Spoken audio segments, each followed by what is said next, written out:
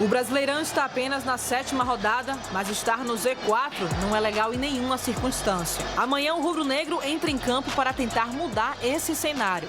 Assimilar, tentar passar dentro do possível uma tranquilidade para os atletas, porque a responsabilidade eles sabem que é grande, nós nos colocamos nessa situação e a gente precisa sairmos dela juntos, da mesma maneira, com as mesmas convicções, ideias, e seguir trabalhando, assimilar tudo que está acontecendo e, como eu disse, sair melhor desse momento turbulento que a gente vive na temporada. O adversário é o Vasco, que vem a Salvador com um treinador novo. Os cariocas anunciaram o técnico Fernando Diniz como o novo comandante da equipe. Nos confrontos diretos entre os dois, a vantagem fica com o Vitória. Em 50 jogos, o Leão venceu 21, perdeu 17 e empatou 12. Se olharmos apenas as partidas disputadas no Barradão, palco do duelo, o retrospecto dos donos fica ainda melhor. 15 vitórias contra apenas 6 dos visitantes. Uma das expectativas para a partida é a estreia do centroavante Renato Kaiser. Recuperado de uma lesão na coxa, o camisa 9 treina normalmente desde segunda-feira e é esperado que faça seus primeiros minutos com a camisa do Leão. Zé Marcos e Carlos Eduardo também podem estar entre os relacionados. Sábado, às 6h30 da tarde, o rubro-negro terá a chance de reencontrar o caminho das vitórias e iniciar a tão esperada recuperação na temporada. 90 minutos de muita emoção vem por aí. Eu acho que é um bom elenco sim, não muda a minha opinião. Confio em muito desses atletas, mas precisa mais, precisa melhorar, precisa evoluir. Cada um precisa assumir um pouquinho mais a nossa responsabilidade. Vamos falar do Sport Clube Vitória, né? Tá na zona de rebaixamento, tá num momento difícil, é complicado, o elenco é muito limitado, a gente fala disso sempre. Olha aqui a tabela de classificação para a gente dar uma analisada. O rubro-negro é o 18º colocado, tem aí hoje 6 pontos e o seu adversário, o Vasco, tá ali coladinho, 1 ponto de diferença. Nesse momento da competição, tá todo mundo muito próximo, né? A gente fala, o que preocupa em relação ao Vitória? É a falta de qualidade, é a falta de peças, né? O futebol ruim que vem praticando, a falta de pontaria. Então é isso tudo que não dá aquela confiança até ao próprio torcedor que vem questionando e com toda a razão. O rubro-negro nesse sábado tem uma chance grande de vencer e de sair desse bolo aqui de zona de rebaixamento, de tentar se afastar um pouquinho. O Vasco também está sendo pressionado lá, o Pedrinho, mudança de treinador, vem o Diniz agora, né? Então, assim, o Vitória precisa acordar para a competição. Há tempo, mas tem futebol para isso? Ó, Ju, falar do Vitória hoje, me perdoe, meus amigos rubro-negros, mas me faz mal. Por quê? Porque eu gosto do futebol bem jogado, eu gosto do futebol de qualidade, eu gosto de transição bem feita, eu gosto de uma marcação forte para poder se sobrepor ao adversário, e nada disso o Vitória está fazendo. Esse jogo aí, eu tô achando até que é um jogo muito bom pro Vitória, porque tá pegando um time que praticamente está vivendo um inferno astral parecido, que é o Vasco da Gama, que é um time que também de regular, inconstante, até por isso demitiu-se o treinador e está trazendo o Fernando Diniz, que eu não acredito que deve estrear já nessa partida. Não veio para esse jogo. Então já é uma coisa boa, porque geralmente quando o time estreia treinador, dá aquele up, né? O cara quer mostrar serviço pro novo chefe que está chegando. Mas vamos falar do Vitória, que é o que nos interessa. Eu acho que se tivesse a estreia do Kaiser, que eu acho que também não vai acontecer, seria muito bom pro Vitória, porque o Vitória peca nessa coisa que chama-se finalização. Os 3 atacantes do Vitória que jogaram nas últimas partidas não são atacantes confiáveis. A bola às vezes até chega, é por isso que às vezes que eu falo que a culpa não é do treinador na parte tática, porque as situações são criadas, situações de gol, né? E quando chega pro cara definir, o cara bota a bola na lua ou mata a bola com a canela. Eu não tô sinceramente, eu não gosto de assistir esse tipo de coisa. Deixa eu só te fazer uma pergunta, porque você falou sobre o Kaiser, né? E eu comentei isso aqui ontem. A gente sabe que o jogador, quando vem de lesão, período de transição, eleição, quando volta, Xavier pode falar disso muito bem, não volta com aquele mesmo ritmo. O Kaiser fez o último jogo, acho que no estadual, né, deles. Então, quando ele ainda estava lá em Fortaleza. Sim. Então, não sei se é aquele Kaiser que vai chegar para no primeiro, no segundo jogo, já resolver esse problema do Sport Clube Vitória. E isso, Ed, pode deixar o torcedor impaciente. Sim, o próprio claro. Carpini falou sobre isso. A gente sabe que o torcedor é imediatista. Ele quer que o atacante esteja em campo, resolva, faça tudo que ele imagine que precise, né? Mas o Renato Kaiser está aí voltando de uma lesão. Mas, então... Ju, pelo amor de Deus, eu vou ser sincero, para quem está assistindo, às vezes o Janderson fazer papel de centroavante, que não é a dele, né? E o Carlinhos, que é centroavante, jogando, eu acho que qualquer coisa agora, o torcedor não vai ter paciência, não. Vai apoiar. Porque ele Tomara, viu? ele quer que alguma coisa de bom aconteça. Porque o que está aí, a perspectiva do que está aí, não vai dar certo. Eu até indico para o Carpini, meus colegas vão falar agora, até indico para o Carpini que saia dessa de colocar centroavante, esqueça.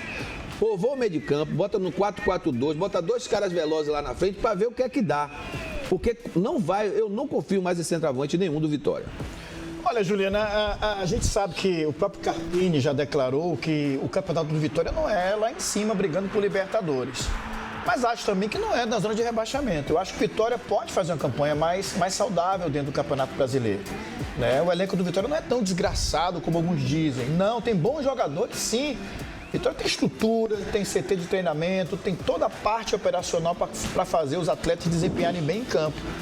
Claro que passa um momento ruim, né? O Vitória não se encontrou ainda em algumas competições, né? Copa do Brasil saiu na primeira fase, na Sul-Americana não tem jogado bem, mas o Vitória pode voltar a jogar um bom futebol.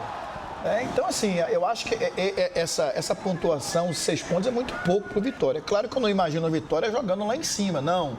Mas pode fazer um campeonato melhor, Juliano, um campeonato mais saudável, mais digno, porque o Vitória tem elenco para isso. O que está acontecendo no Vitória? Não tem questão de salário atrasado, a coisa não está acontecendo. Né? E outra coisa, muitos torcedores pedem a saída do Carpini. Será que o Carpini é culpado? Você tira o Carpini e deixa o mesmo elenco? Qual é o efeito que vai fazer isso, Xavier? Eu não vejo muito, eu não sou a favor de troca de treinador assim por oscilações. Eu acho que para você trocar um treinador, você tem que ter convicção do que você está fazendo.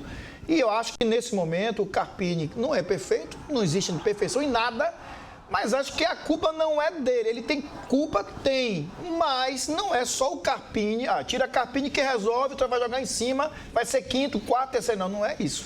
Então, o Vitória tem essa oportunidade agora, daqui a um mês mais ou menos, né? Daqui a 40 dias, vai abrir a janela de transferências para poder dar uma melhorada nesse time aí. O Vitória tem tempo para buscar nomes, pesquisar, as estatísticas estão aí, para fazer o Vitória, pelo menos, não voltar para a segunda divisão. Porque a perspectiva que a gente entende, Juliana, desse início de brasileiro, desempenho sul-americano, eliminação de Copa do Brasil, é um campeonato jogando na zona de rebaixamento. O que é preocupante nessas questões todas que a gente tem debatido aqui é porque a gente analisa que o Vitória já fez bastantes contratações.